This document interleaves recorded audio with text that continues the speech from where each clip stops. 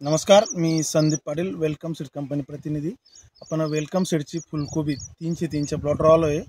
दादांनी 303 लागवड केली, त्यांच्याकडनं जाणून घेऊ व्हरायटी कशी राहिली। दादा नमस्कार। नमस्कार।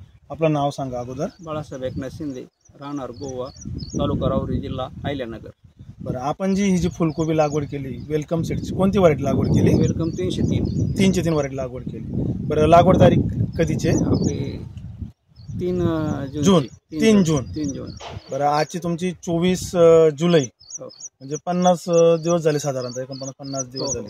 बरं, तुम्ही जी 303 लागवड केली, आता तुमचा आता उद्या वगैरे काढणीवर आलेला आहे गट्टा, व्हरायटी कशी वाटली तुम्हाला? व्हरायटी एकच नंबर आहे। आम्ही कायम करतो, तिला टिपका वगैरे येत नाही, पावसात बी चालते। कलर कसा वाटला तुम्हाला? कलर चांगला आहे, कलर एकदम जबरदस्त आहे। कलर चांगला आहे। बरं, तुम्ही वेलकम 303 कधीपासून करताय? 3-4 वर्षापासून करतो। 3-4 वर्षापासून लागवड करतात। बरं, तुम्ही आता हे रोप टाकलं होतं का बियाणं कसं लागवड केली? आम्ही घरी रोप टाकलं होतं ना। घरी रोप टाकलं होतं। किती पुढे टाकले त्या?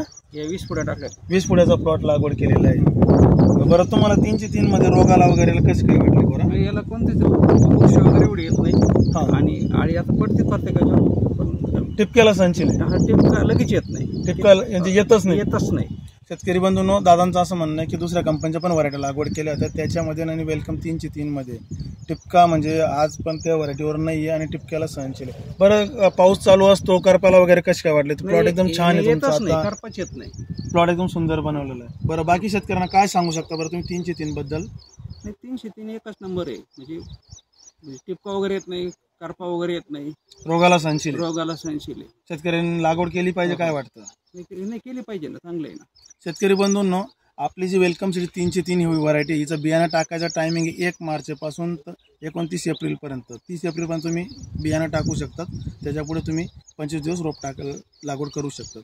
तुम्ही एकंदरीत 303 ची लागवड केली, याच्यावर समाधानी आहेत का? हो, आहे ना, समाधानी। धन्यवाद, थँक्यू।